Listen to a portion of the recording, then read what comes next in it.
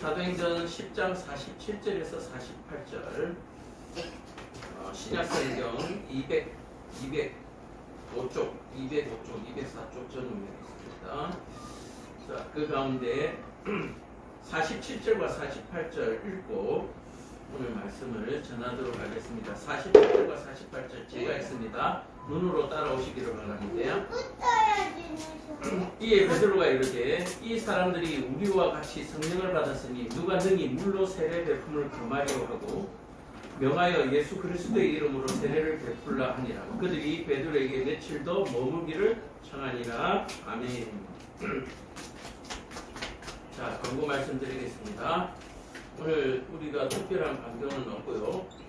교회 새 식구들이 이제 예배에 참여하고 계시는데 새 식구들이 하나님을 잘 만나고 교회에 잘 적응해서 정말 구원받은 그 기쁨을 누리면서 살아가도록 할게 기도해 주시기를 바랍니다. 그리고 또 우리 교회에 오시는 분들은 낭패를 당하신 분도 있고 또 생활이 극히 어려우신 분도 있고 그래요. 그래서 이런 형편과 삶들이 또한 나아질 수 있도록 우리가 같이 기도해 주시기를 바랍니다.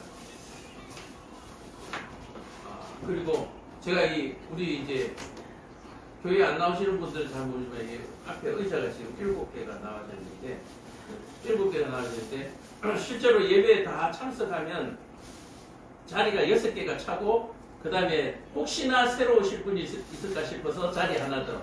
그래서 오늘은 의자를 총 7개를 펴놨어요. 총 7개. 그래서 우리 교회가 굉장히 그래도 1년 사이에 또 예배자가 늘어나고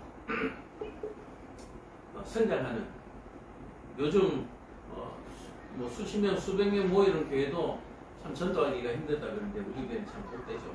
어쨌든 그렇게 이 자리를 7개를 펴놨는데 다 안 찼어요. 어쨌든 그러나 다 찬 줄로 믿고 다 채웠다 생각하고 이제 저는 예배를 드립니다.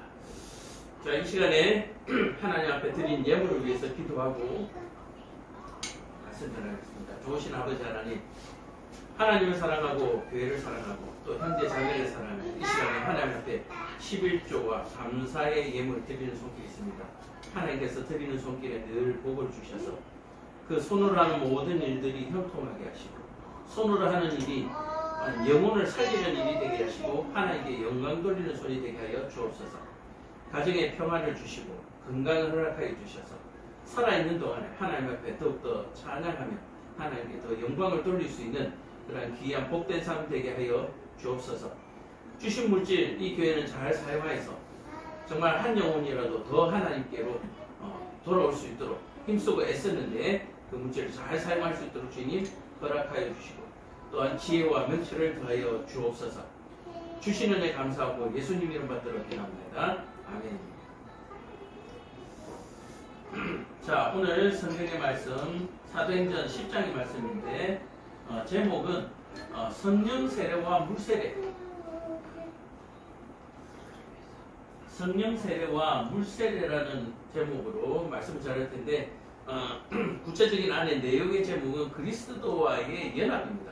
예수님과의 연합, 하나님과의 연합, 세례를 통하여서 그리스도와 연합을 한다 이런 뜻이죠.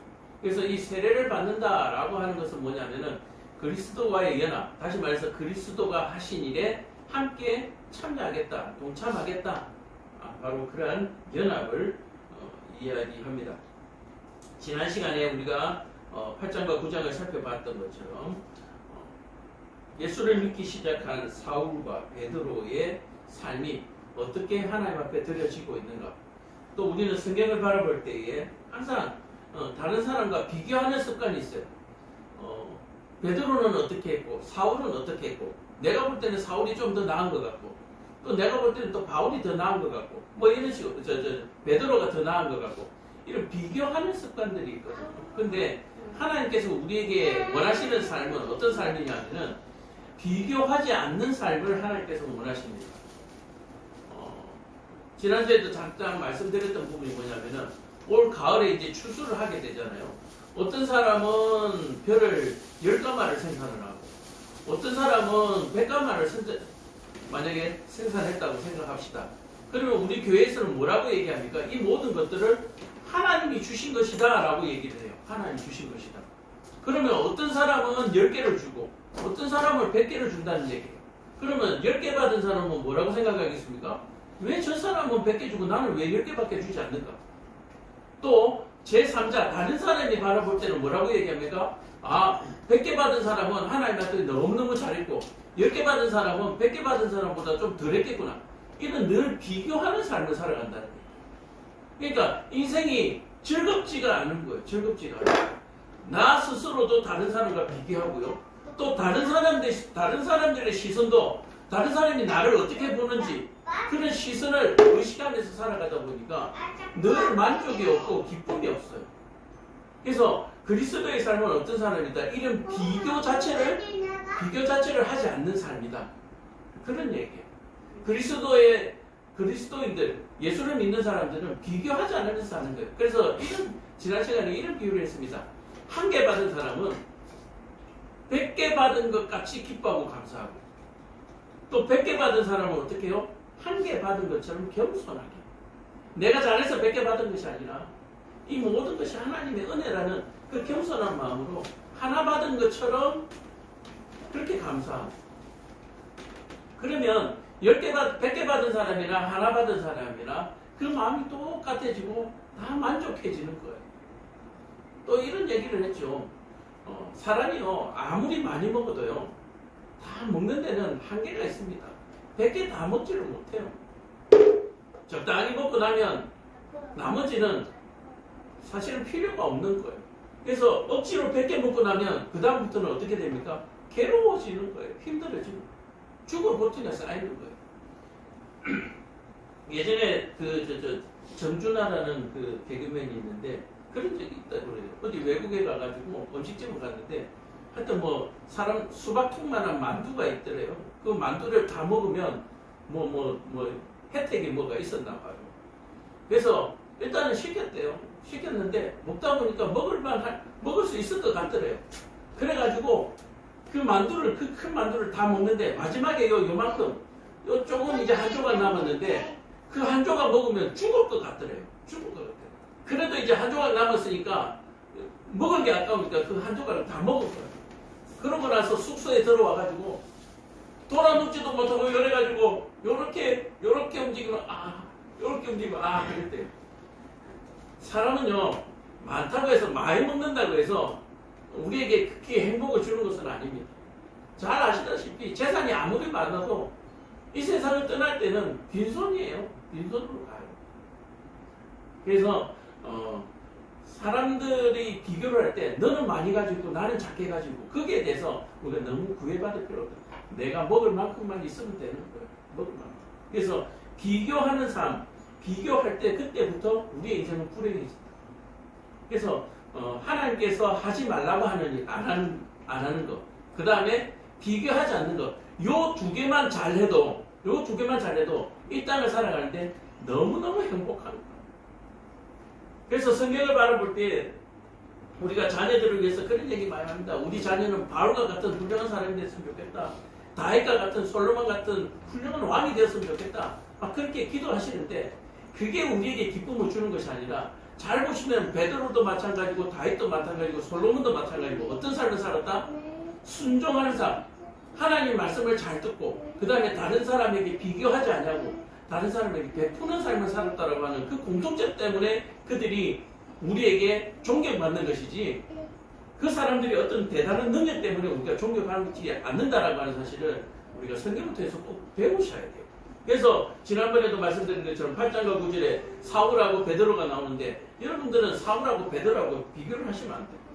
사울은 열심히 저같이 복음 전하는 예수님 만난 다음에 이렇게 막 복음을 전하는 이런 일을 하죠. 그런데 베드로는 갑자기 쭉 나타나가지고 죽은 사람을 막 살리고 죽을 병에 걸린 사람은 병을 고치고 막 그래요. 그러면 여러분들 내 자녀는 어떤 사람이 되고 싶어 합니까? 100이면 100 우리 부모님들은 죽은 사람 살리는 그런 능력자가 되기를 원할 거예요. 내 자녀는. 그런데 하나님께서는 하나님 보실 때는 복음을 전하는 사람이나 죽은 자를 살리는 사람이나 하나님 보실 때는 똑같다는 얘기예요. 그리고 그 능력도 똑같은 능력이에요. 복음을 전하는 능력이 사람을 살리는 능력입니다. 이해가 되세요? 우리가 이 영혼을 구원하면 우리는 영원한 천국에서 살잖아요. 그게 바로 영원한 사람을 살리는 것이거든요. 그런데 우리는 눈에 보이는 잠깐의 그 모습만 가지고 비교를 하는 거예요. 야, 베드로는 죽은 자를 살리네. 아, 사울은 열심히 복음을 전하러 다니네. 그러니까 사람들이 열심히 복음을 전하러 다니는 사람들은 힘들어 보이죠. 아프리카로 오지로 막 다니니까 얼마나 고생스러워요. 근데 베드로 같이 만약에 사람을 살린 사람 같으면, 베드로 같은 사람은 이런 교회 차려놓고 가만히 앉아있으면 죽을 뻔히 걸린 사람이 스스로 막 찾아올 거 아니에요. 그럼 베드로는 좀 편하죠. 인기도 좋고. 대부분의 사람들이 이런 베드로의 삶을 원해요. 베드로의 삶. 근데 하나님 보실 때는 뭐예요? 똑같다는 얘기예요. 또 이렇게 얘기해 놓으면 이왕에 똑같으면 좀 편하게 좋겠다라고 얘기해요. 근데 그 마음에 편하게 좋겠다라고 하는 그 마음이 들어있는 순간 그때부터는 뭐가 되니까 사탄이 되는 거예요. 똑같이 죽은 자를 살리고 병을 고친다 하더라도 나는 여기서 이렇게 하고 있는 게 편해. 그러면은 그때부터는 하나님의 능력이 아니라 사탄의 능력으로 살아가게 되는 거예요. 사탄의 능력을 갖는다고 해서 사람 죽은 사람을 못 살리는 거 아니에요. 그 마음에 사탄이 들어가는 거예요. 나는 이게 편해. 하나님 보시기에. 왜 그랬습니까? 베드로가 이미 저질렀던 죄잖아요. 하나님, 내가 여기에서 예수님을 위해서 초막을 짓고 엘리야를 위해서 초막을 짓고 우리 이렇게 그냥 예수님 십자가에 달리지 말고 우리 이렇게 살았으면 좋겠습니다 라고 얘기했을 때 예수님께서 베드로에게 사탄아 물러가라고 했어요. 네가 하나님이 이를 거여 내가 십자가에 달려야 되는데 네가 그것을 방해하면 넌 사탄이다. 그래서 우리 마음 안에 갑자기 하나님이 없고 내가 들어가는 순간 그때부터는 사탄이에요. 예수님이 아니에요. 그래서 우리 로운이에게 늘 얘기할 때 이건 내 거야 그러면은 그건 나쁜 말이야 이렇게 얘기해요. 그건 나쁜 말이야. 내 거 아니야. 우리 거. 우리나라에는 이 내 거라는 표현 말고 우리라는 표현이 참 좋아요. 우리 엄마. 사실은 my mother, 내 엄마도 어떻게 이게 우리 엄마가 될 수가 있어요. 근데 우리나라에만 이 우리 엄마, 우리 아빠라는 개념이 있는 게 너무너무 좋은 거예요. 우리나라는. 복음을 받아들이기에 너무너무 좋은 나라예요. 우리 엄마, 우리 아빠, 우리 집. 우리 집이니까 내만 가는 게 아니라 다른 사람도 올 수 있는 거예요. 다른 사람도 올 수 있는 거예요. 이렇게 우리는 원래 우리의 개념이 참 많아요. 우리나라. 근데 갑자기 어떻게 됐어요? 요즘 세대에 뭐라고 얘기합니까? 저희 나라 이거죠. 뭐 저희 나라예요. 우리나라예요. 그래서 이런 어떤 작은 말 표현 하나가 사실은 그 사람의 마음에 어떤 사상을 가지고 있는가가 그냥 드러나는.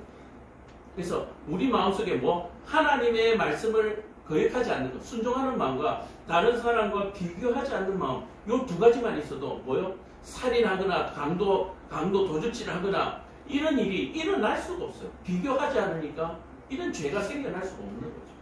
자, 그래서 이런 비교하지 않는 삶 속에서 우리가 어떻게 하나님과 연합해 가는가라고 하는 것이 오늘 본문의 제목입니다. 자, 그래서 오늘 10장에 보면 한번 보겠습니다. 가이사라라고 하는 고넬료라는 사람이 있으니 이달리아 부다의 군대 백부장이다 라고 나오고 있습니다. 10장 1절에 이 가이사라에 고넬료라는 백부장이 살았는데 이 백부장이라고 하는 이 고넬료라는 사람은 이방인이에요. 이스라엘 사람이 아니에요. 하나님의 원래 하나님이 선택한 백성이 아니에요. 자, 이런 하나님이 직접 선택하지 않은 원래 이방인이었는데 저와 여러분들도 이방인이에요. 원래 우리 이스라엘인이 아니잖아요. 그래서 저와 여러분 같이 이방인이었는데 그가 경건한 사람이다. 이 경건하다라고 하는 말은 이방인이면서도 어떻게 해요? 복음을 받아서 하나님을 믿는 사람, 신실하게 믿는 사람이다 라고 하는 뜻이에요.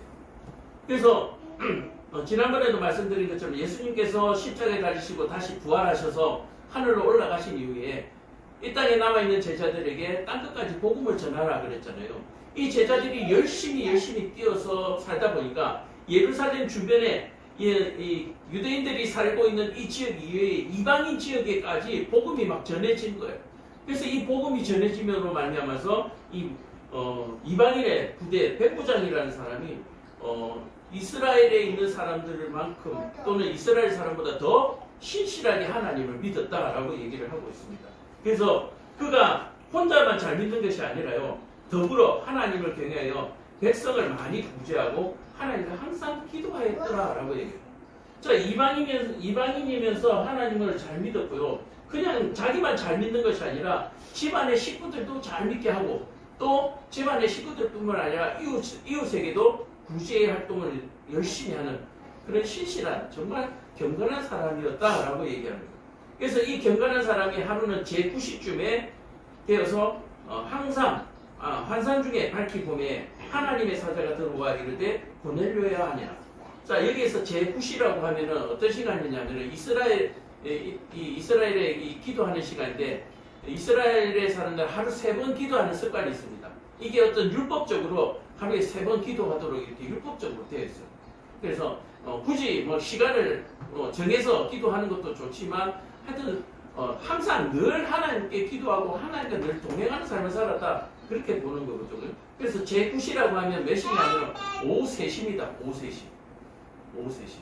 그래서 이 오후 3시가 되는 이유가 뭐냐면 원래 기도 시간이 3시, 6시, 9시 이렇게 돼가 있거든요. 제3시, 6시, 9시 이 3시라고 하는 것은 오전 9시를 얘기합니다.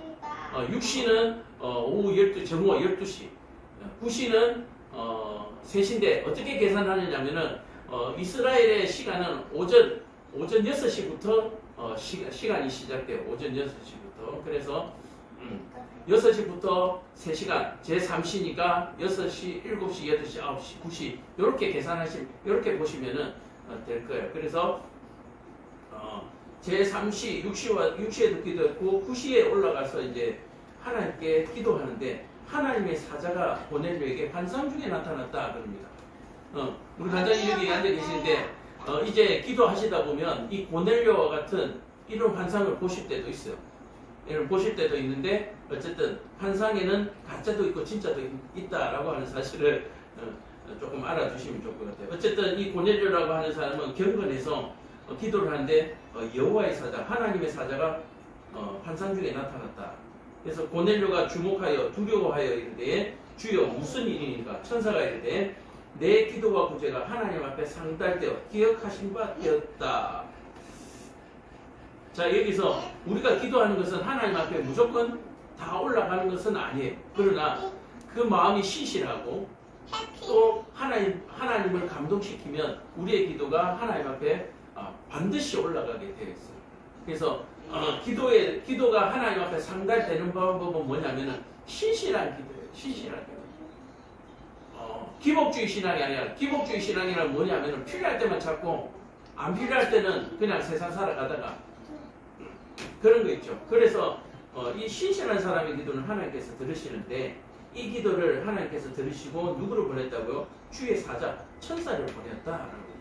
그래서 천사를 보내서 내가 지금 사람을 욥바에 보내서 베드로라는 시몬을 청하여라. 자, 이 기도 중에 환상 중에 이런 구체적인 이름과 장소가 나올 수가 분명하게 있습니다. 그래서 우리는 이런 환상이나 이런 신비적인 부분을 너무 안 믿으려고 하는 부분이 있어요. 안 믿으려고. 그러나 신실한 하나님의 사람, 거룩한 사람, 경건한 사람에게는 이런 기도의 응답을 분명히 지금도 과학의 시대에 지금도 받을 수 있다라고 하는 사실을 여러분들 꼭 믿으시길 바랍니다. 그래서 하나님은 영이시기 때문에 이런 환상을 통해서 우리에게 충분히 메시지를 전달할 수 있습니다. 그러나 대부분의 메시지는 우리가 가지고 있는 성경책을 통하여서 하나님이 우리에게 메시지를 전달하십니다. 그래서 성경을 읽는 동안에 우리에게 어떤 감동을 주시는 거죠. 메시지를 주시는 거예요. 그래서 같은 본문을 읽더라도 주시는 메시지가 사람마다 다 다릅니다. 사람마다 다 달라요. 그러나 우리가 세상을 살다 보면 공적인 일과 사적인 있는 일이 있는 것처럼 기도를 하는데 공적인 응답이 있을 수가 있습니다. 여러 사람에게 똑같은 응답이 올 수가 있습니다. 그리고 또 개인적으로 또 응답을 주시는 수가 있고요. 그래서 교회라든지 어떤 사업장에서 같이 함께 모여서 기도할 때에 어떤 일을 놓고 같이 기도할 때는 공적인 기도이기 때문에 모든 사람에게 똑같은 감동을 줍니다. 그래서 어떤 방법을 택합니까? 다수결의 원칙. 자, 이것을 하는 것이 옳으냐 하지 않는 것이 옳으냐 할 때 다수결의 원칙을 하잖아요. 바로 그것이 이게 하나님의 방식이에요. 그리고 우리가 주사위를 던져가지고 뭔가를 정할 때도 있잖아요. 그것 또한 하나님의 방식입니다. 그래서 신실하게 정말 경건하게 기도한 이후에 하나님 앞에 모든 것을 맡기고 그런 일을 하는 경우가 있는데 우리는 그거를 점치는 것으로 이제 오해할 때가 많아요. 그런데 점치는 것하고 하나님을 믿는 이 신실함에서 나오는 하나님의 방법과는 조금 다릅니다. 그러나 우리가 함께 기도하고 다스길의 원칙에 의해서 함께 선택하는 것은 하나님의 방법 중에 하나다. 그러니까 반드시 하나님의 방식이 아니라 하나님의 방식 중에 하나다. 그래서 이 하나님의 방식을 본따가지고 뭡니까? 서로 야합하고 짜가지고 다스길의 원칙을 만들어내는 사람들이 있죠. 그래서 이게 원래 하나님의 방식인데 이것을 갖다가 이용해 먹는 사람들이 있습니다. 그래서 어떻게 보면 하나님이 욕먹는 거죠. 그래서 우리가 잘 분별해야 하고 그래서 이런 다수결의 원칙을 할 때는 정말 신실한 사람들이 모였을 때 이 다수결이 맞는 것이지 저 국회에서 손들어가지고 찬성은 반대 그거는 방식은 하나님의 방식이 맞는데 아니에요. 왜? 서로 다른 생각을 가지고 기도해서 손드는데 어떻게 그게 공적인 하나님의 메시지가 될 수가 있겠습니까? 그렇지는 않습니다. 자 어쨌든 시몬에게 요바에 가서 고넬료에게 시몬을 만나라고 얘기를 했어요. 근데 실제로 이 요바에 시몬이 있었다는 베드로가 와가 있었다는 얘기예요. 그러니까 이 환상이 가짜 환상이 아니라고 하는 것이 판별이 나는 것이죠. 참고로 말씀드리면 이 성경에 있는 기록은 실제 사건입니다. 실제 사건이고 소설이 아니다라고 하는 사실을 여러분들 꼭 기억하시길 바랍니다. 그래서 고넬료에게 나타난 천사가 요바에 가면 베드로가 있다는 거예요. 그래서 이 고넬료라는 사람이 하인들을 보내서 실제로 요바에서 가봤더니 요바에 시몬이 있는 거예요. 그래서 이 환상은 가짜가 아니고 진짜다. 자, 그래서 만나서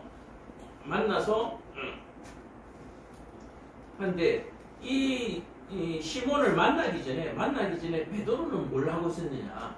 베드로는 뭘 하고 있었냐? 이 베드로도 역시 뭐 하고 있었다? 기도하고 있었다는 얘기예요.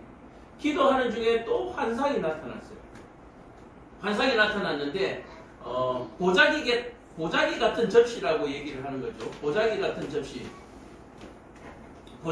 접시에 여러 짐승들이 그 보자기 같은 접시에 담겨져서 하늘에서 내려오는 환상을 봅니다. 자 여기에서 이 여러 짐승들을 비유하는 것은 뭐냐면 이스라엘 백성들에게는 먹을 수 있는 짐승이 있고 먹을 수 없는 짐승이 있습니다. 그래서 우리가 흔히 먹는 이 돼지고기는 이스라엘 백성들이 먹을 수 없는 음식이에요. 근데 이 먹을 수 없는 짐승들하고 이런 것들이 보자기 같은 접시에 잠겨서 하늘에서 내려오니까 베드로는 신실한 사람인데 베드로가 뭐라고 얘기했냐면 하나님 나는 경건한 사람이라 이런 부정한 음식 다시 말해서 하나님께서 먹지 말라고 하는 음식은 먹은 적도 없고 앞으로도 안 먹을 겁니다. 이거 왜 내게 주십니까? 하니까 하나님께서 내가 주는 것은 괜찮으니까 먹어라. 그러면서 다시 접시가 올라가요. 자, 이런 환상이 세 번 겹쳐서 보여요. 3번 연달아. 또 접시가 또 내려와서 하나님 내가 안 먹는다니까요. 내가 괜찮다 하는 것은 먹어라 하면서 또 접시가 또 올라가요. 이렇게 3번이 있은 이후에 이제 환상이 깨지고 이제 기도를 끝내는 거예요. 신기하다. 이게 무슨 일일까? 하고 기다리고 있는데 이 고넬료가 보낸 하인들이 베드로 집 앞에 이제 베드로 있는 곳에 집 앞 숙소 앞에 이제 또 온 거예요. 그래서 와가지고 이 사람들이 이제 백부장의 그 부하들이니까 지위가 있는 사람들이란 말이에요. 그래서 지위가 있는 사람이 와가지고 혹시 이 집에 베드로가 있느냐라고 했더니 있다고. 어떻게 오셨냐고. 그랬더니 이제 베드로가 그 소리를 듣고 내가 베드로인데 왜 그러십니까 하고 나온 거예요. 자, 이 군대에서 잡은 이방인의 군대예요. 이방인의 군대는 예수 믿는 사람을 붙들어가는 죽이는 이런 부대란 말이에요. 그래서 베드로에게 부대가 이렇게 왔으면 보통 우리가 같으면 뭡니까? 도망가는 게 맞죠. 도망가는 게 맞는데 베드로가 이제 하나님의 복음을 전하다가 지금 쫓기는 시세 또는 군대에 죽임을 당하는 시세이기 때문에 나는 복음에 전혀 부끄러움이 없고 당당하기 때문에 군인들이 찾아왔음에도 불구하고 뭐요? 당당하게 나갑니다. 내가 베드로인데 왜 그러십니까? 라고 했더니 우리 백부장님이 너 좀 만나자고 한다고. 좀 따라가자고. 그러는 거예요. 그래서 베드로가 이 사람들을 따라갑니다. 베드로가 이 사람을 따라가요. 왜 따라가느냐 하면은 기도하다가 환상을 본 게 있잖아요. 먹지 못하는 음식들이 하늘에서 내려와서 하나님이 먹으라 하는 이 환상을 보고 난 이후에 이방인들이 찾아와 놓으니까 이게 무슨 의미가 있나 싶어서 따라가 본 거예요. 그래서 따라갔더니 고넬료라는 사람이 기다리고 있었어요. 그래서 고넬료를 보고 베드로가 왜 나를 불렀느냐라고 얘기를 했더니 내가 기도하는데 요바에 당신이 있기로 청하에서 얘기를 좀 들으라고 하더라. 내한테 뭐 해줄 말이 있느냐 라고 이제 물었더니 베드로도 이제 아차 하면서도 안 그래도 당신이 오기 전에 이런 일을 봤는데 아마 당신을 만나기 위해서 하나님께서 이렇게 환상을 주신 것 같다 라고 얘기하면서 이제 베드로가 고넬료에게 무엇을 전하느냐라고 하면은 어떤 얘기입니까? 예수님에 대한 얘기를 하는 거예요. 예수님이 이 땅에 오셨고 그분은 메시아 그리스도이시고 하나님의 아들이시고 얼마 전에 우리의 죄를 대신해서 십자가에 죽으셨는데 다시 부활하셨다. 그래서 이 예수님의 십자가에서 죽으심과 부활을 믿는 사람들은 이제 하나님 앞에 죄의 사함을 받고 우리는 거룩한 하나님의 백성이 된다라고 하는 이런 기본적인 복음을 이렇게 예수님의 그 모든 생을 갖다가 이제 고넬료에게 전하는 거예요. 그랬더니 이 고넬료가 그 말을 듣고 우리가 기다리던 다시 말해서 옛 선지자들이 말했던 그 메시아 그리스도가 예수님이라는 것을 알고 아까 말씀드린 대로 이제 베드로에게 세례를 받게 되는 거예요. 자, 말씀을 한번 정리해 보겠습니다. 우리가 여기까지 볼 때 고넬료라고 하는 사람은 어떤 사람이냐면은 옛날 구약 시대에 하나님을 믿는 사람이에요. 하나님을 믿는 사람. 그래서 하나님께서 예언자들을 통해서 선지자를 통해서 말씀하신 내가 너희들을 구원해낼 메시아를 내 사자를 보내겠다 그렇게 말씀하셨거든요. 그래서 이 고넬료는 그 하나님께서 보내기로 한 우리를 구원해 주실 구세주를 기다리고 있던 사람이었단 말이에요. 그런데 이 구세주가 벌써 오래됐는데도 안 나타나니까 기다리고 있는데 이 베드로를 통해서 예수님께서 오셨다라고 얘기를 합니다. 예수님께서 오셨다. 그래서 이제 하나님께서 보내신 메시아가 예수라는 것을 믿게 되고 그 믿음의 증거로서 세례를 받게 되는 것을 얘기합니다. 그래서 어떻게 보면은 이 물세례와 성령세례가 있는데 내가 하나님의 복음을 듣고 또는 누군가에게 예수님에 대해서 그러면 내가 예수님 한번 믿어보겠습니다. 내가 한번 믿겠다라고 얘기하는 것은 성령세례를 받는 것과 같습니다. 그리고 이 성령세례를 받는 것인데 이 성령세례를 받았다는 증거가 뭐냐? 성령세례는 눈에 보이지가 않는 것이거든요. 근데 성령세례는 눈에 보이지가 않는 것인데 그러면 어떻게 내가 성령세례를 받았느냐 알 수 있느냐라고 하면은 지금 제가 말씀드리는 것처럼 이런 복음을 받아들인 이후에 내가 물세례를 받겠다라고 하는 그런 결단과 결심을 하는 것이 뭐다? 내가 성령세례를 받았다는 증거예요. 그래서 이 눈에 보이지 않는 증거를 어떻게 해요? 이런 결혼 예식을 통해서 눈에 보이는 증거로 삼는 거죠. 우리 이런 얘기를 비유를 하면 이렇습니다. 남자와 여자가 만났어요. 여자가 묻습니다. 자기 나 사랑해? 당연하지. 얼마만큼 사랑해? 하늘만큼 땅만큼. 그죠? 그 남자가 또 묻습니다. 그러면 자기는 나 믿느냐? 나 사랑하느냐? 그러면은 당연히 나도 사랑하지. 자, 이 사랑하는 남녀가 서로 사랑한다는 증거가 뭘로 만들 수 있겠어요? 결혼이라는. 자, 여자가 묻습니다. 나 얼만큼 사랑해? 하늘만큼 땅만큼. 그렇다면 남자는 뼈 빠지게 수고하여 벌어들이는 모든 월급을 여자에게 줄 용의가 있단 말이에요? 없단 말이에요? 있단 말이죠. 내가 여자를 사랑할 때 하늘만큼 땅만큼 사랑한다 그랬어요. 그러면 내가 한 달 동안 열심히 수고한 월급을 내가 너에게 갖다 바치겠다. 내가 그 일을 평생도록 하겠다라고 하는 것이 사랑의 증거입니다. 또 여자 입장에서 어때요? 내가 그것을 받으면 나 혼자만 먹는 것이 아니라 당신과 앞으로 우리 사이에 태어날 아이들을 위해서 내가 그것을 잘 해서 내가 행복한 삶을 영위해내겠다. 그것이 여자의 사랑의 표현이잖아요. 그죠? 자, 그러면서 뭘 하게 됩니까? 그렇다면 우리 반지도 나눠 끼고 우리 결혼하자. 라고 해서 결혼이 이루어지는 거예요. 그래, 사랑의 결정체가 어떻게 됩니까? 결혼이다. 우리는 흔히 이렇게 얘기합니다. 결혼은 남녀의 뭡니까? 무덤이, 사랑의 무덤이 돼요. 근데 무덤이 아니고요. 사실은 사랑의 결정체가 결혼이 되는 것이고, 이 결혼한 남녀는 이제부터 어떻게 됩니까? 그 누구도 범접할 수 없는 경건하고 거룩하게 되는 거예요. 순결하게 되는 겁니다. 그래서 결혼을 하면 영원히 순결을 어떻게 하는 것이다? 지키는 것이다. 보장받는 것이다. 그래서 이런 순결한 결혼을 하게 되면 뭐합니까? 바람 피우면 안 되는 거예요. 결혼이라고 하는 것은 순결의 결정체이기 때문에, 사랑의 결정체이기 때문에 영원히 이 순결을 지킬 수 있는 하나의 보호막이 결혼이에요. 그래서 만약에 바람을 피운다라고 하는 것은 이 결혼을 뭡니까? 깨는 것이죠.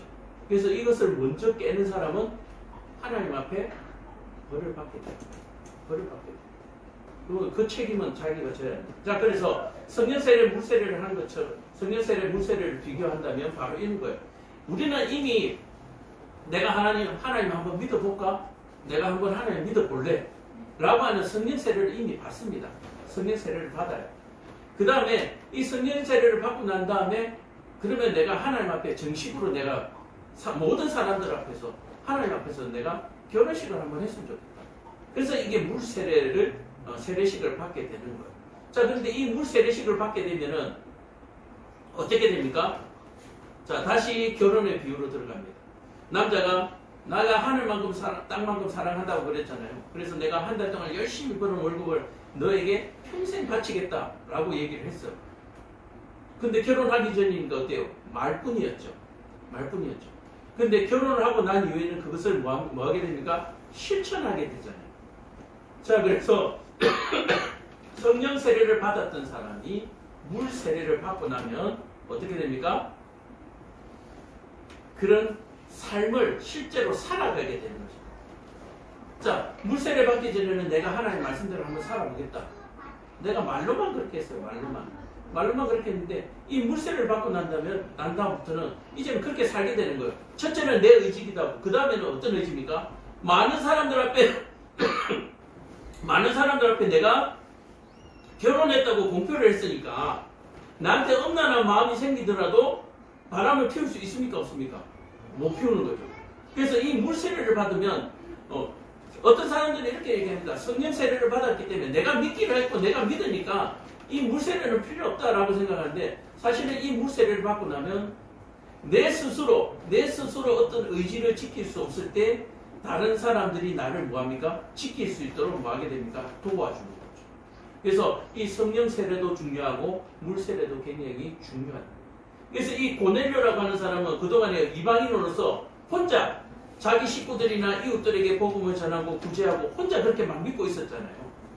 자, 그런데 이제 진짜로 이스라엘의 예수님의 제자를 만나서 베드로를 만나서 이제 진짜 그리스도인으로 인정을 받고 난 다음부터는 어떻게 앞으로 더 경건하게 살아가는 책임감을 갖게 되겠죠. 그래서 바로 이렇게 함으로 말미암아서 뭐하게 된다? 그리스도와의 연합이 이루어진다라고. 그래서 이 그리스도와의 연합이 이루어지고 난 다음에는 우리가 어떤 능력을 발휘하게 되느냐? 죄와 멀어지는 경험 또는 죄를 물리칠 수 있는 능력이 우리한테 생깁니다. 유혹을 이길 수 있는 능력이 생겨요. 관장님, 그래서 제가 저번에 말씀드린 것처럼 이 그리스도와의 연합이 이루어지고 나면은 뭐 하게 된다고요? 죄에 빠지지 않게 됩니다. 죄에 빠지지 않게 됩니다. 그래서 세상을 볼 수 있는 눈이 생깁니다. 사람을 볼 수 있는 눈도 생겨요. 또 사람들이 하는 말에 진실과 거짓을 구별할 수 있는 능력이 생겨요. 첫째는 하나님의 성령을 통해서 그것이 구별되고, 두 번째는 다른 사람들의 조언을 통해서 그건 아닙니다라고 하는, 또는 그건 맞습니다라고 하는 이런 힘을 통해, 이런 부분을 통해서 우리가 이 땅에서 이제 더 이상 방황하지 않냐고 함정에 빠지지 않냐고 그렇게 살아가게 되는 거예요. 근데 이와 같은 이유가 뭡니까? 우리가 믿는 바로 이 하나님이 여호와 하나님이 전지전능하신 그리고 이 세상에 오직 유일하신 신이기 때문에 그렇습니다. 어제도 누군가의 말을 들었는데 뭐 사업을 하면 되나 안 되나 싶어가 전쟁이한테 200만 원 주고 가서 물었대요. 그랬더니 전쟁이가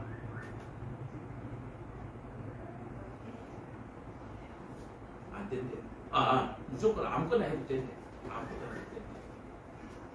근데 아무거나 했는데 망해. 그렇다고 무당이 책임집니까? 아니죠.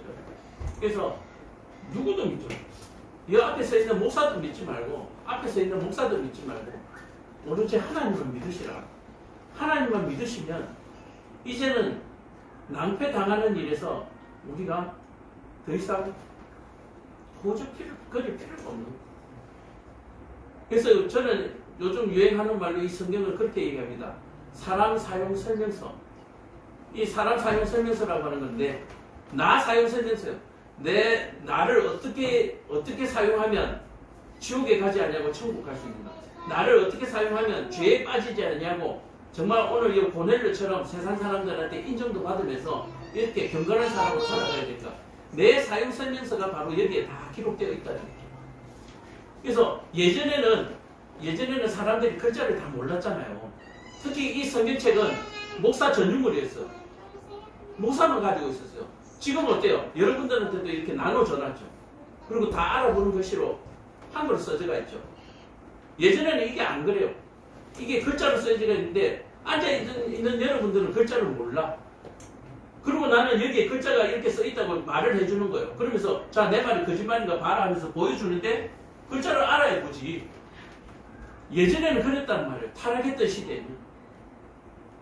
그러니까 온갖 거짓말과 사기꾼 해가지고 재산을 갈취하고 지금도 아직도 남아있는 사이비들 그렇게 하는 거예요. 근데 지금은 알아볼 수 있는 지금 세계에 있는 모든 언어로 성경책이 다 번역되어 있어요.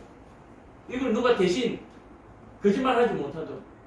그래서 글자만 알면은 같이 보고 얘기하잖아요. 같이 보고. 그래서 목사도 거짓말을 하지 못해요. 그래서 이 성경에 있는 말씀만 믿어라. 그리고 만약에 제가 이렇게 설교를 하면서 성경 외에 이렇게 설명하는 말을 붙이잖아요.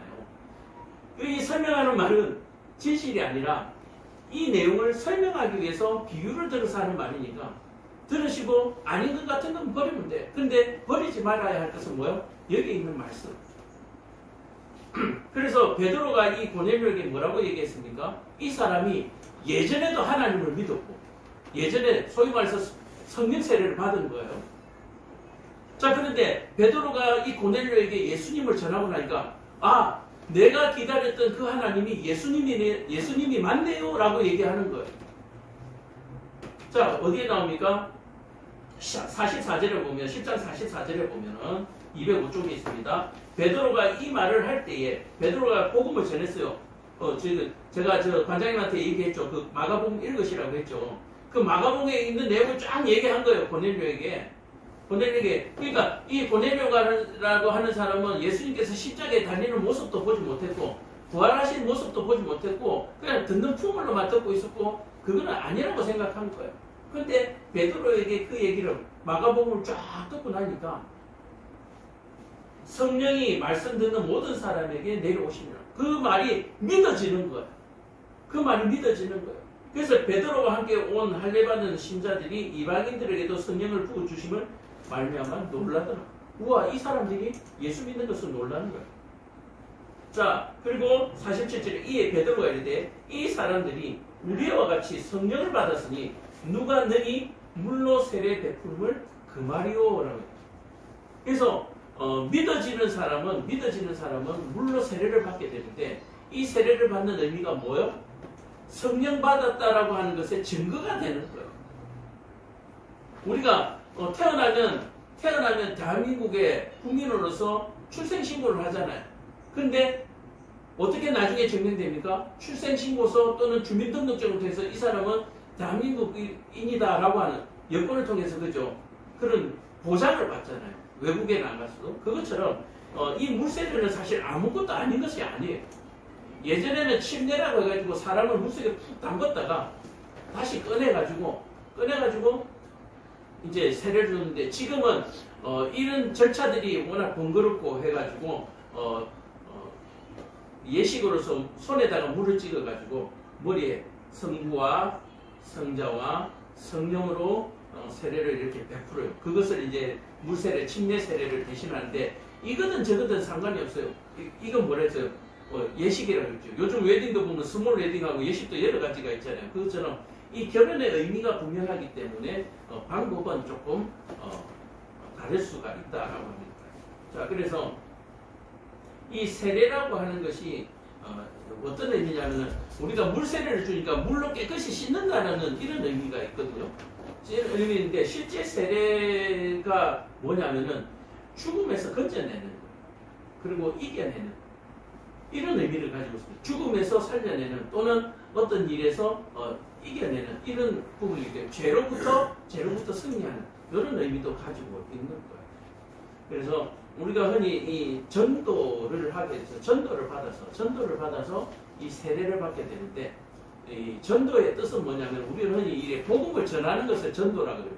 도, 우리 한자를 해서 도 해가지고 하나님의 도를 전한다, 이걸 전도라고 하는데, 이 전도의 다른 의미는 뭐냐면은 그 하나님의 사자라는 뜻을 가지고 있어요.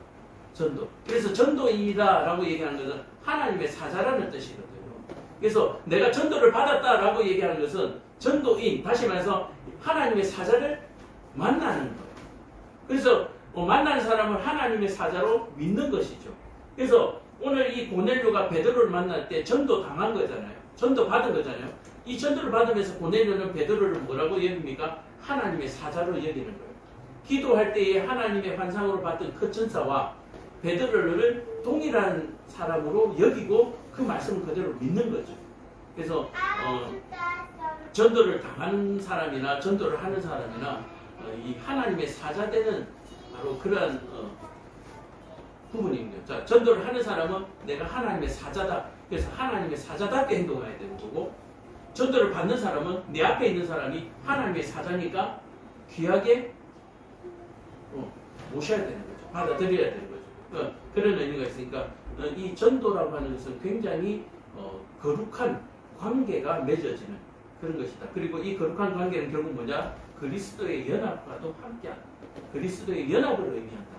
성령 세례와 물 세례는 그리스도와의 연합을 의미하는 바로 이 부분인데, 오늘 이방인인 이 베드로가 고넬료가 베드로에게 복음을 전해 들음으로 말미암아서 그리스도의 연합을 이루어내었다라고 얘기를 하는 거예요.